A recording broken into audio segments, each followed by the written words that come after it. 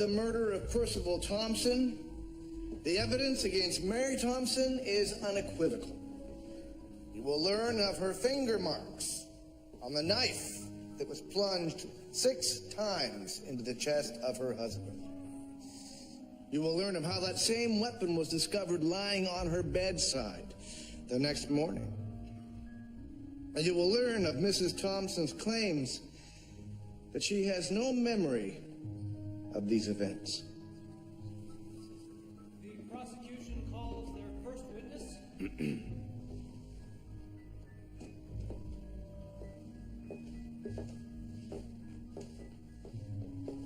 Mrs. Mary Thompson was a patient of mine. She'd been having memory lapses. I suspected she was experiencing what we call a fugue state. I don't require a diagnosis, Doctor. Was there another reason that Mrs. Thompson sought your professional help? Yes, she was having disturbing fantasies. Of what? Killing her husband. And in these fantasies, how did she kill her husband? She stabbed him repeatedly in the chest. And you took these fantasies quite seriously, did you not? Yes, I did. So seriously, in fact, that you personally contacted Mr. Thompson to warn him that his life might be in danger. I wrote Mr. Thompson a letter. I was unable to contact him personally. Thank you. Those are my questions. Dr. Ogden, tell us more about this fugue state. It's a term coined by the French psychologist Pierre Genet to describe people who disassociate from their normal identity and take refuge in a new one. And is this a conscious decision? No, it's completely unconscious. In fact, the sufferer typically has no memory of the episode. So this would explain why Mary Thompson has no memory of the night her husband was murdered. Yes, it would. Those are my questions, Your Honor. Your Honor, I wish to redirect. Proceed. Dr. Ogden, would it be possible for someone to feign this so-called state? To what end? Well, to murder one's husband and blame it on a psychological anomaly. I would suggest there are better ways to kill one's husband than to leave a trail of evidence and hope to be judged criminally insane. So you agree that this woman should be committed to an asylum for life? Of course. One cannot be allowed to kill one's husband and simply get away with it. Those are my questions.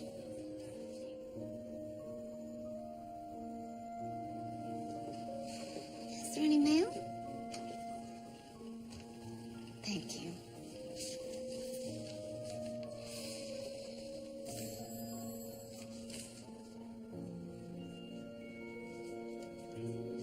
You have condemned her. Mary Thompson is innocent.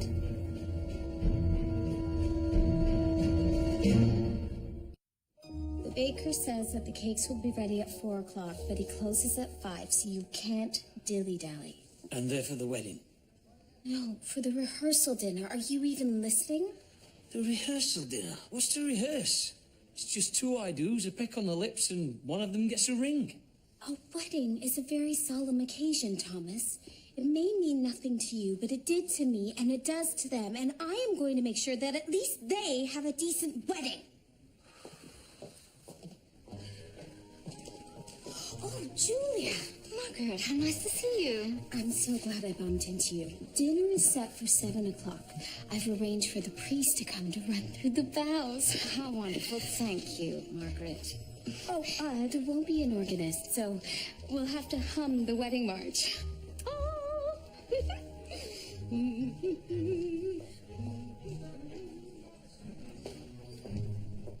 This one, sir, should be about 2 knuckles longer than this side. Then we go long over short, up through the middle, fold this side into a bow, hence the name. Come around here. When my Aunt Azalea taught me this, sir, there was a rabbit coming out of a hole next to a tree. There was a whole fable. It was very confusing. Nonetheless, she did teach me that the sign of a true gentleman is being able to tie your own bow tie. Not that I'm suggesting you... I wouldn't disagree, George. Well, look at you. Isn't it bad luck for the bride to see the groom in his wedding suit? Sir, I believe it's the other way around. You should be fine. Doctor? I dare say I should marry you more often. I think once in a lifetime is quite sufficient, thank you. How was your testimony? Well, I thought it went fine until I received this.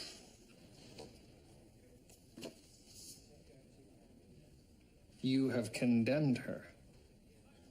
Who sent this? I have no idea. It came in the afternoon post. It was postmarked at noon, 2 hours ago. Right after my testimony. William, I told the court that she should spend the rest of her days in an asylum. If she is innocent, I may well have condemned her. The trial's half over and you want to start an investigation. Aren't you two about to get married? Sir, Station House number 5 investigated the case, and as we know, they aren't always as thorough as they could be. Not that they'll enjoy having that pointed out to them. Who sent the postcard? I have no idea. And why send it to you? Why not the lawyer, or the police for that matter? Whoever sent it must have felt that I would seek the truth. Right, your first job is to find out who sent the postcard. I suppose we'll start at the Empress Hotel. If you find anything, it'll be my personal pleasure to go to Station House 5 and request their files.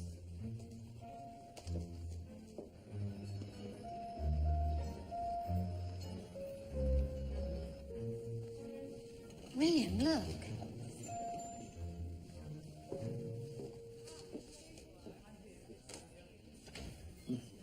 Excuse me. Yes. Where else might someone find one of these? Or we leave a complimentary card in every room, sir. So it could have been sent by any guest. Or anyone passing through this lobby. It doesn't narrow our list of possibilities much. No, but think of this, Julia. The sender could have chosen any card. Why send one that could only have come from this hotel? They wanted me to come here. Something relevant to this case happened here. What if Mary Thompson was here the night of her husband's murder? Perhaps the sender saw her here. Why not simply state that directly on the card? The sender may not want to be identified. This is a hotel, after all. Indeed.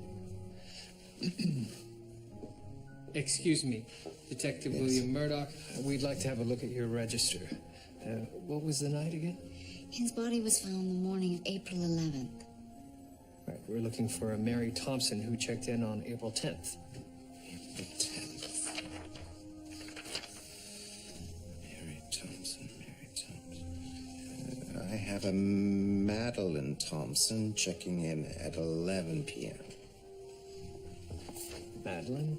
A person in a fugue state will often adopt a new identity. This could be her. Wasn't she found in her home the next morning? Excuse me. When did Mrs. Thompson check out? Yes. 3:30 a.m., April 11th. What was the time of death? According to Dr. Grace, the time of death was 2 a.m. and she was at the hotel until 3:30. 3:30? Why would she up and leave a hotel in the middle of the night? We don't know, sir. She has no memory of the evening in question. Where was the husband killed? At their house. 8 blocks away. You need to confirm that this Madeline was in fact Mary Thompson. We'll need a photograph. A mugshot should suffice. Station House number 5 should have one. That's her. This is the woman who checked in at 11 o'clock on the night of the 10th and checked out at 3:30 a.m. the next morning.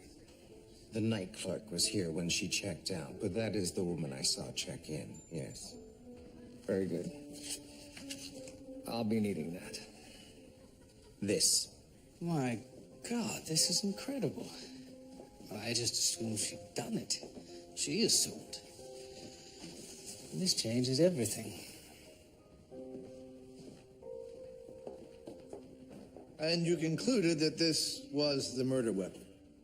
Matched the wounds exactly in depth and breadth. Did you find finger marks on the knife? We did. They belong to the accused, Mary Thompson. Thank you, Inspector. Those are my questions. Inspector Davis, were you aware that Mary Thompson has an alibi for the time of her husband's death? No. Your Honor, I would like to introduce, as Exhibit A, the hotel ledger, which shows that Mary Thompson checked into the Empress Hotel at 11 p.m. and did not check out until 3:30 a.m., 2 hours after the time of her husband's murder. Your Honor, this is new information, potentially unfounded. The name here is for Madeline Thompson. According to Detective Murdoch, Rodney James, the hotel clerk at the Empress Hotel, identified Mary Thompson as the woman who checked in. Detective Murdoch? You attest to all of this? Yes, I do, Your Honor. It means nothing. She could have left the hotel, killed her husband, and returned to establish an alibi. If she was merely trying to establish an alibi, why check out at 3:30? She could have stayed all night. Detective, is Station House 4 working for the defense? We are working for the truth. As am I. I'm convinced she killed her husband, and I intend to prove it. Well, why not? It wouldn't be the first time you believed a woman killed her husband and she turned out to be innocent. You bring your evidence, I will bring mine.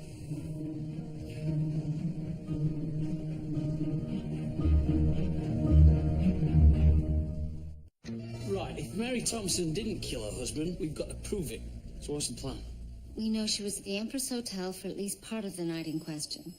I'll send Higgins to the Empress Hotel, talk to the night clerk, see if anyone else saw her. We should also try to determine who the real killer might be. Who the victim is, what did he do? He was a businessman, I believe. Follow the money. Crabtree, dig into Mr. Thompson's business dealings. I will. So what are you standing around for? I believe we're supposed to be at the rehearsal dinner. What time is it? Bloody hell! Here they are. Mrs. Brackenridge? Constable, where have you been? She's been driving me crazy. You're lucky I was able to get the mail when I did. Sorry we're late. Oh, no, don't be silly. It's what rehearsals are all about. Detective? Mrs. Brackenreed? Father Clemens has been waiting half an hour. I thought that's what rehearsals were all about. Oh, don't try to be smart, Thomas. It doesn't suit you. Oh, right, everyone. Father Clemens doesn't have much time, so we'll get right to it. Detective, you will be at the front of the aisle with your best man. Who is your best man? Oh, I don't... What does a best man do? Well, traditionally, he gives you the ring. Oh, I have the ring. Well, pick a best man, give him the ring, and he'll hand it back to you. Just do it. Right. George, if you would please... Sir, do you really... I don't know what to say. Yes, of course. I'm honored, sir. I won't let you down. Oh, right. Very good. Thank you.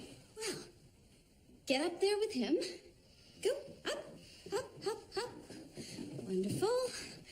Excellent. Now, Dr. Grace. Yes, as maid of honor, you are the first down the aisle. So, you must start marching the moment the organist begins to play the wedding march. Traditionally, this is the moment where the father of the bride takes your arm to lead you down the aisle. But seeing as your father has passed, you'll have to do it on your own. Actually, I was wondering if you might give me away, Inspector. Oh, I'd be honored. No drinking before the wedding, then. All right, everybody. Please hum. Not too fast, Dr. Grace. Remember to follow the beat. It's step together, step. Now, Thomas, you step in with the bride. Now, very nice. Well done. She's done this before, Margaret.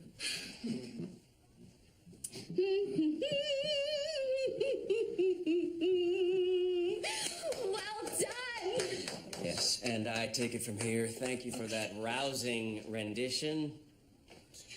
As we discussed, I will be foregoing the traditional mass in favor of a service in English. Why don't you just get married and have done with it? Everyone's here. Musicians aren't. You've hung them to the altar. What more is there? Wedding waltz, Thomas. Don't you remember the wedding waltz? Oh, no, of course you don't. You were 3 sheets to the wind by then. And from there, we will proceed directly to the vows. I will ask you if you take your bride in sickness and in health till death do you part, and you will answer. I do. And I will ask you the same question, and you will answer. I do. And then you will pass William the ring. Sir? Thank you, George. And we'll leave that for tomorrow. Of course. I'd best hold on to that, sir. Are you sure, George? I'm the best man.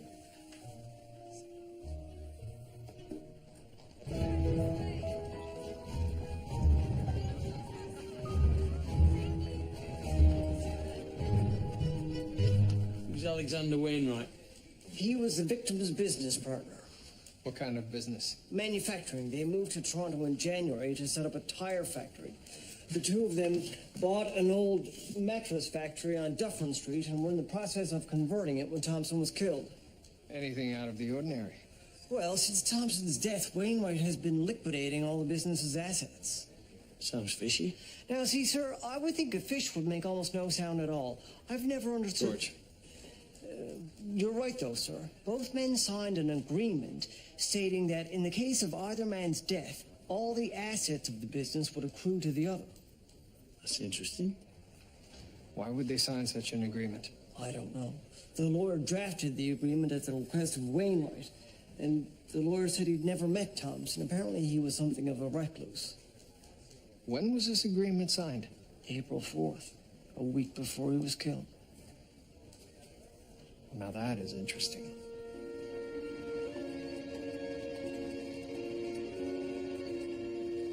This is Mr. Thompson. Yes, it was taken in Kingston, just after we formed our partnership. Percy brought the know-how, I brought the money. We were going to make a fortune. Anyway, you're not here to talk about my sad story. I'd like to know about the document giving you 100% of the company in the event of your partner's death. This is a perfectly legitimate business agreement. Signed a week prior to your partner's murder? The timing is suspicious. I'm sure it strikes you as suspicious. Unfortunately, I can't talk about it right now. I have an important engagement. Perhaps you'd prefer to continue this conversation down at the station house. I can't. I'm due to give testimony on this exact matter. Questions will be asked and answered.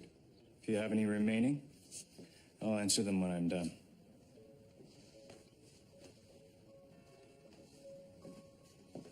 We'd arranged to meet for breakfast. When Percy didn't arrive, I went to his house. The door was locked and there wasn't an answer. And were you concerned? I had a feeling something wasn't right, so I summoned a constable. And what happened then? I found Percy, stabbed to death in his bed. And Mrs. Thompson? We found her in the next room asleep, a bloody knife beside her. What happened when you tried to awaken her? She looked at the knife and said, "I killed him. I finally killed him." I've seen Detective Murdoch smile exactly 343 times, 342 of which were when Dr. Ogden walked into his office. The other time was... What? Well, I'm asking you. Henry, Detective Murdoch has chosen me to be his best man. Yes, I am fully aware of that, George, as is everyone else in this station house. And as best man, it is incumbent upon me to give a toast, extolling the union of the bride and the groom in an amusing yet heartfelt manner. Now, he smiles when he sees her, yet he's not the smiley sort.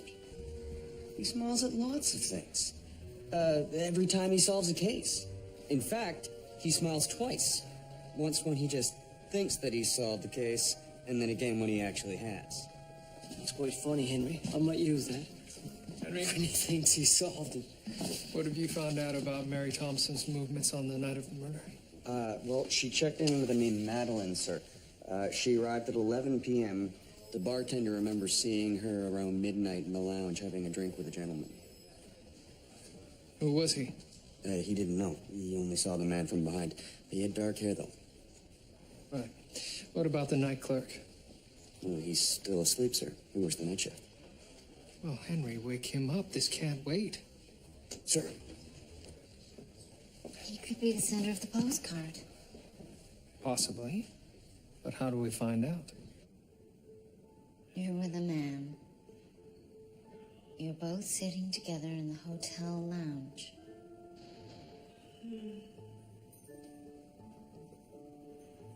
I can't see. He has dark hair.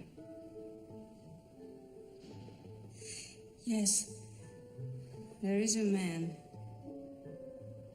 We were walking down the hall. Do you know this man? Yes, Who is it? I can't see his face. I'm leaning on him. Are you drunk? No. I'm tired. I'm so dizzy and tired. I can barely stand up.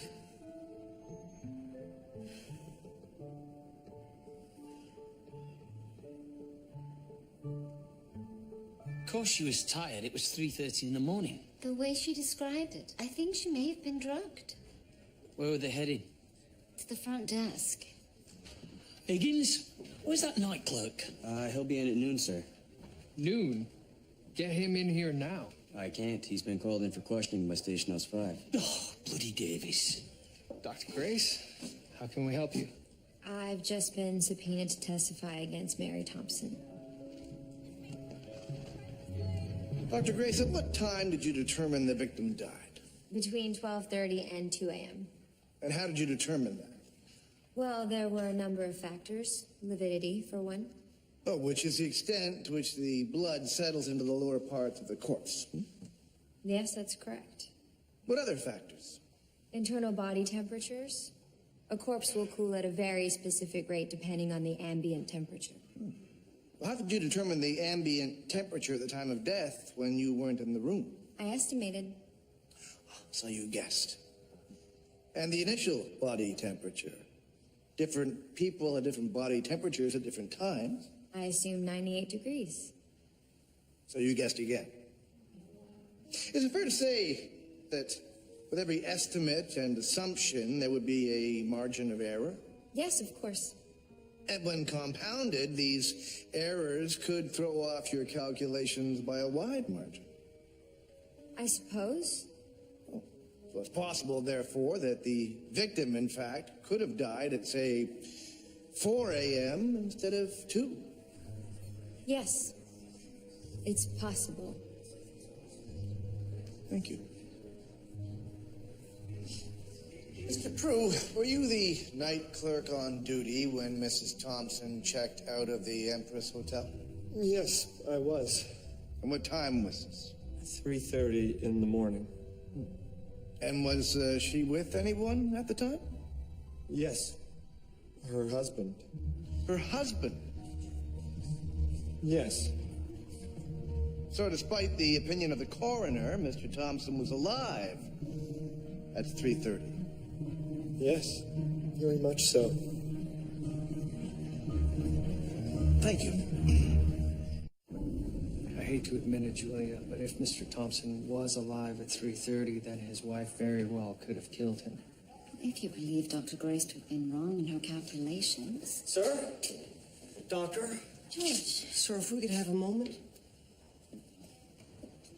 Sir, wonderful news. Mr. Pendrick has arranged for a beautiful coach for your marriage. Oh. Regrettably, the lads are talking about attaching noisemakers to it. Empty tin cans and whatnot. Nothing explosive, but as your best man, I thought you should be forewarned. Excuse me. William. This was sent to the courthouse. The man she was with was not her husband. George, I need you to go to Wainwright's office. On the wall there, you'll find a portrait of Mr. Wainwright and Mr. Thompson. Please bring it here as quickly as you can. Sir. Mr. Prue, how did you know the man with Mrs. Thompson was her husband? They were wearing matching wedding rings. You don't see that very often. A man wearing a wedding ring. Mr. Prue.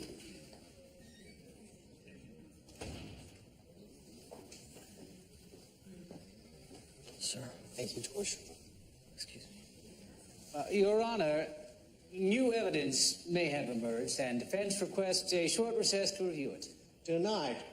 Any questions you have, you can put before the court now. Thank you, Your Honor.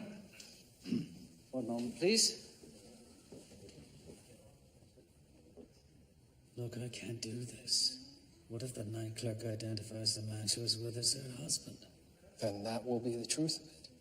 My job is not about finding the truth, it's about defending my client. Detective Murdoch, do you have something to say?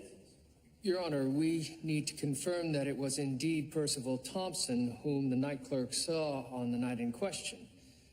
I have a photograph of Mr. Thompson. How are we to know that this is, in fact, the defendant's husband? Ask his wife. The defense has no further questions. Well, I do. Detective, if you will. Your Honor, this is highly irregular. Duly noted. Proceed.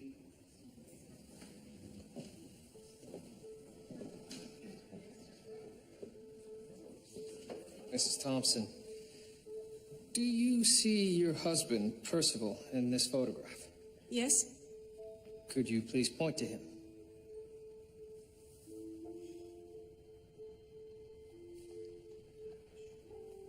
Thank you. Mr. Prue, is the man that you saw with Mrs. Thompson on the morning of April 11th in this photograph? Yes. Could you please point to him?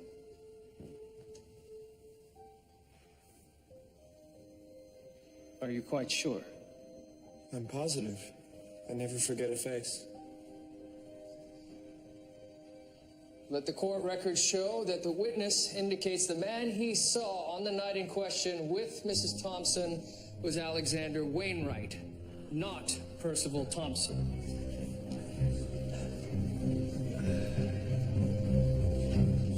So your contention is that Wainwright murdered his partner? That's why he arranged for Thompson to sign that agreement. He knew that with his partner dead, Wainwright would become the obvious suspect. He had to frame someone else. He knew about Mary Thompson's fugue episodes, knew that she would have no memory of them. How did he know she was having such an episode on the night in question? Thompson could have informed him. They were partners after all. That's speculation.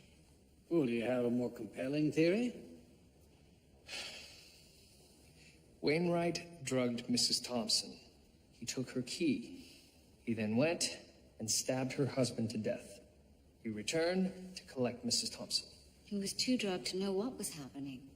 He brought Mrs. Thompson home, clasped her hand around the murder weapon, and then placed her in the room next door to her dead husband. Knowing she would still be there when he summoned a constable the next day. It's a good theory. I would just like to hear what Mr. Wainwright has to say. As would I.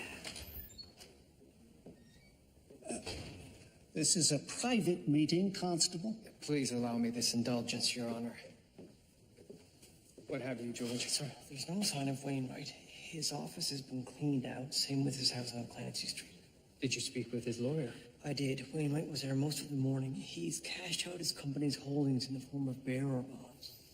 He's fleeing with his ill-gotten gains. Thank you, George. Post constables at all railway stations. Sure. Given that this is station house number 5's case, perhaps they could assist with a few constables of their own? I'll speak with Inspector Davis. You'll get whatever you need. Your Honor, in light of this new evidence, the Crown hereby removes all charges against Mrs. Thompson. Mr. Bennett, you can inform your client that she is free to go.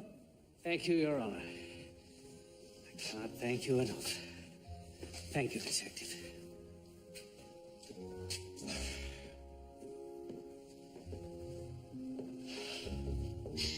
You could not have given me a better wedding present. You are very welcome, Dr. Ogden. Were we meant to give each other gifts? Let's get married, Mr. Murdoch. Indeed.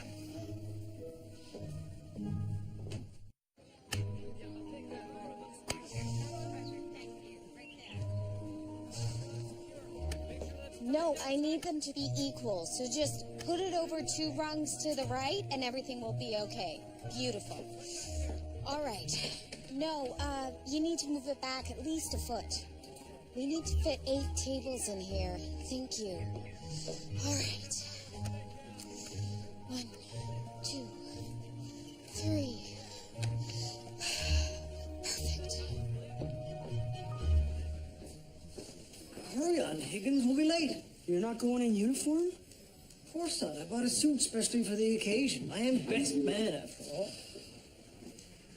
Ah, the ring. Best not forget that.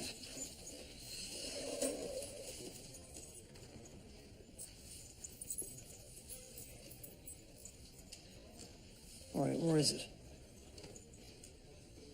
I don't have it. Higgins, I don't have time for this. Why would I take the ring, George? Oh, I don't know. Maybe because you're jealous that Detective Murdoch picked me to be best man. More likely because you've been lording that status ever since it was granted. Lording? You've used the term best man exactly 343 times in the last 2 days. All right, fair enough. I see how you could take it that way. I apologize for said lording. Now please just give me back the ring. George, I don't have it. And if you don't, you best tell him sooner than later.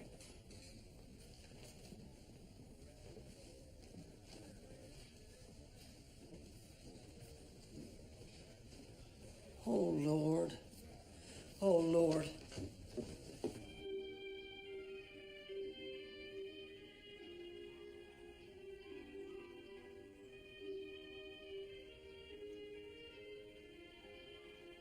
Oh, Julie, it's so beautiful. You don't think it's too white? It's not white, it's cream. Anyone can see that. And if they can't, that's their bother. That must be your bouquet.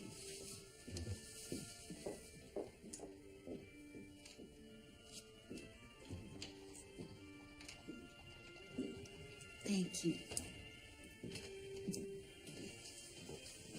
Was it the bouquet?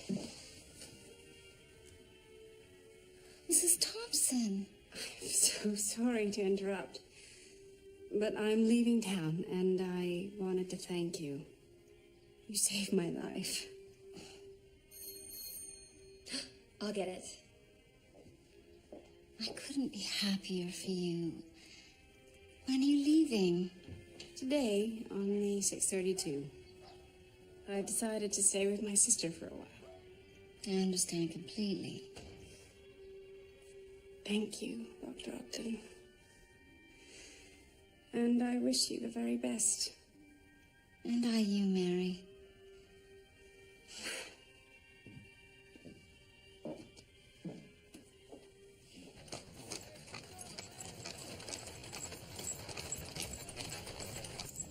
Nervous, are you? A bit, sir, I suppose. Don't worry, Murdoch, you'll do just fine. I'm sure you're right. It's just a ceremony after all. I'm not talking about the ceremony, me old mucker. Sir. I'll say this just once. She has experience. You don't. It can be a challenge for a man. Sir, I really Trust don't. me, I've been there. Mrs. Brackenreed? Margaret? God, no. I'm talking about Susie Walters from Barnsley. I knew I wasn't first past the post with her. The trick, Murdoch, is to fake it.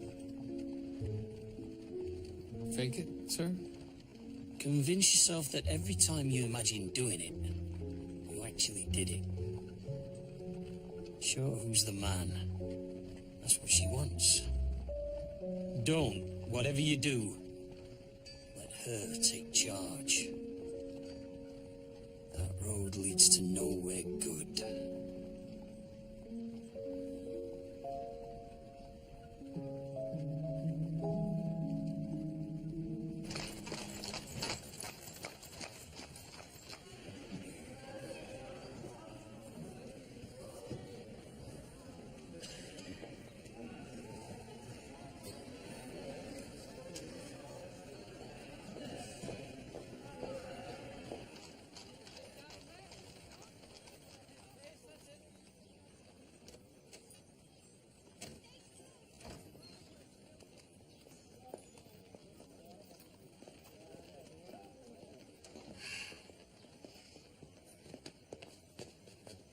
Cutting it rather close, aren't you? I believe we've got 2 minutes to spare. Where's the bride? I'm sure she'll be along presently. What's the rush? The quartet's only booked until 8. Oh, there she is now. You mustn't see the bride before the wedding. Oh, Fine, I'm sure. Let's get you married, Murdoch. oh.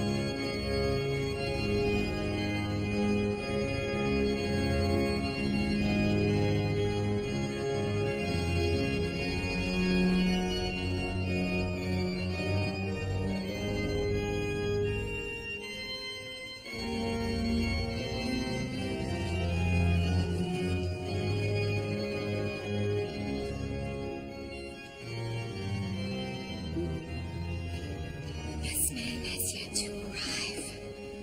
That's his tough look. He has a ring. William Murdoch. Julia Ogden. Bloody hell. It makes me so happy to see you here before me today, coming as you have to enter into the bonds of holy matrimony. Hurry up, buggles! Sir, I lost the ring. I lost the ring, so there was a hole in my pocket. It must have fallen through. Chuffing old Crabtree. I've looked everywhere for it, sir. Never mind, we'll use Margaret's. George! I found it in your typewriter. Henry? You're my best man. Fine, stop that! Come on! Man and woman are not two, but they are one. This union that God has made cannot be separated. George, how can one do you have the ring? That? Yes, of course. And Paul said in 1 Corinthians 13, if I speak in the tongues of men and of angels, but have not love, I am a noisy gong. Why was Wainwright wearing Thompson's ring the night the hotel clerk first saw him? He's trying to impersonate him, I suppose.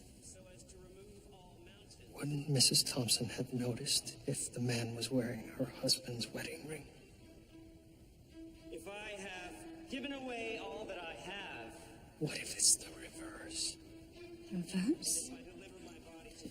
What if the man the night clerk saw was her husband? Personating Wainwright. Has anybody ever met Mr. Thompson? His wife identified him. She could have lied. Who would think to question her? Especially when she was the main suspect in his murder. So the person sending the postcard and telegram was her husband. What's going on? Love never ends. She's leaving town on the 6:32. We have to stop them. Yes. Thomas! Stop right there. What's going on? Inspector, Mrs. Mary Thompson and her husband are getting away with murder. Whose husband? Thompson is Wainwright. Wainwright is Thompson. Who's dead? Wainwright. Sir, we have no time to waste. They're getting away. I don't bloody care. You're not leaving until you're officially married. Sir, I said... Get married.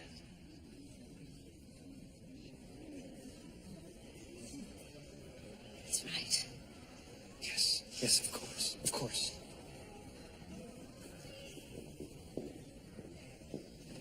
Welcome back. Can we hurry? Yes. And the Lord God said, "It is not good that the man should be alone. I will make him a helpmate." And so from the soil, the Lord God fashioned all the wild beasts. Father. Yes. The vows. Of course. William Murdoch, do you take this woman to be your wife? Do you promise to be true to her in good times and bad, in sickness and in health? Do you promise to love her and honor her all the days of your life? I do. And do you, Julia, take this man to be your husband? Do you promise I to do. love... I truly do. Then by the authority of the church, I ratify and bless this bond of marriage in the name of the Father, Son, and Holy Spirit. Amen. The ring. Oh, George.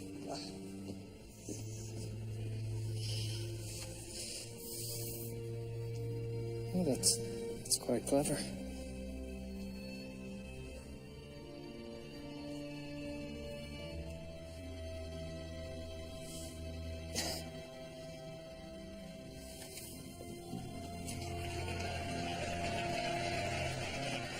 George, Henry, there's a 6:32 train bound for Buffalo. Go to Union Station, have the constables look for Mary Thompson, and have someone man the call box. Sir.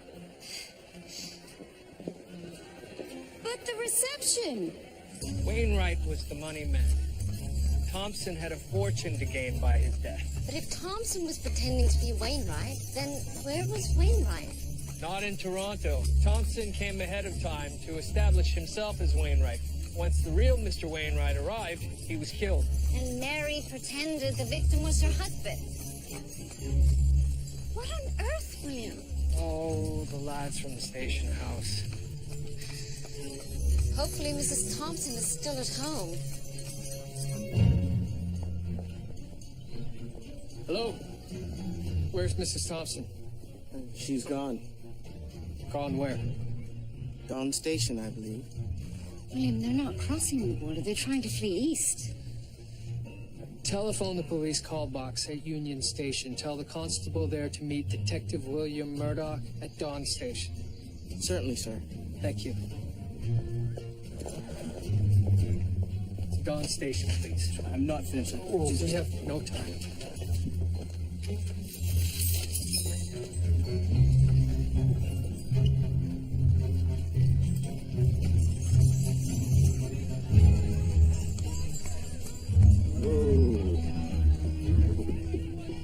I'm afraid we're at an impasse until this clears up.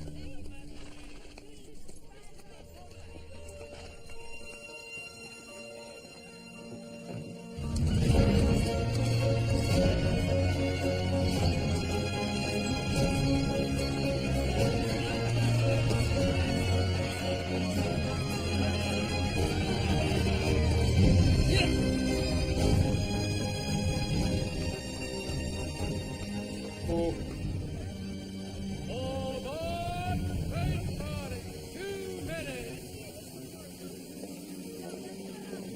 Mrs. Thompson. What is the matter? Dr. Ogden, what are you doing here? We're looking for your husband. My husband is dead. The man you identified as your dead husband was Alexander Wainwright. That's absurd. I think audacious is a better word. Well, you have no proof. Not yet. I got your message, Murdoch. What's going on? Have you searched the train? Lad's been through it, sir. There's no sign of him.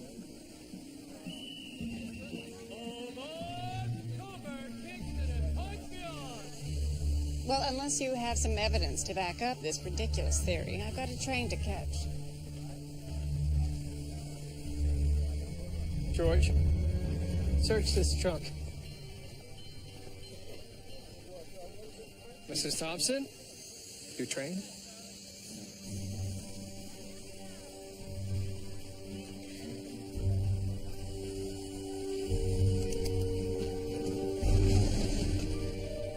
Mercy! Mary! Mary! Sorry. George. Oh, that's enough, Crabtree. Break him up. All right, that's enough. No, Mercy! No, Mary! please, no! Mary! Bloody hell. Sir? Margaret, the reception. At least they were true to their vows. Till death do them part.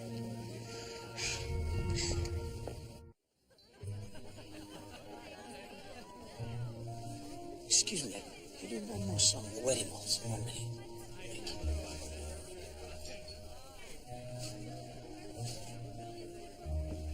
Scotch at the bar. I assume that's why you came back. The job comes first, Margaret. You know that. All I know is that my perfect wedding turned into a perfect disaster. As long as the marriage is perfect, what does it matter? A perfect marriage? There's no such thing. Why are they playing the wedding waltz? Apparently, I missed the first one. Mrs. Brackenmead, would you care to dance? Thomas.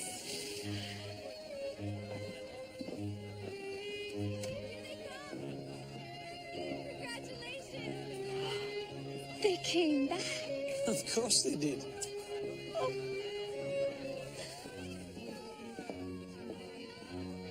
Shall we? It is our dance, after all. Indeed.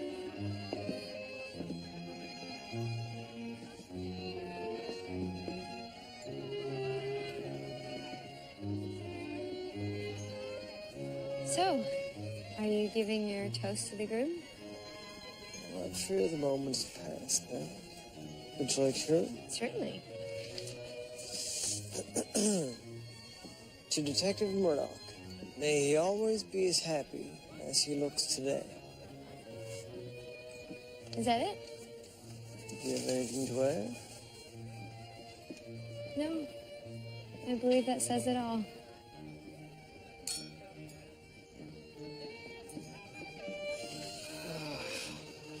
My hair must look a fright. Never looked lovelier. I think this has been the perfect wedding day. With one exception. I have yet to kiss the bride.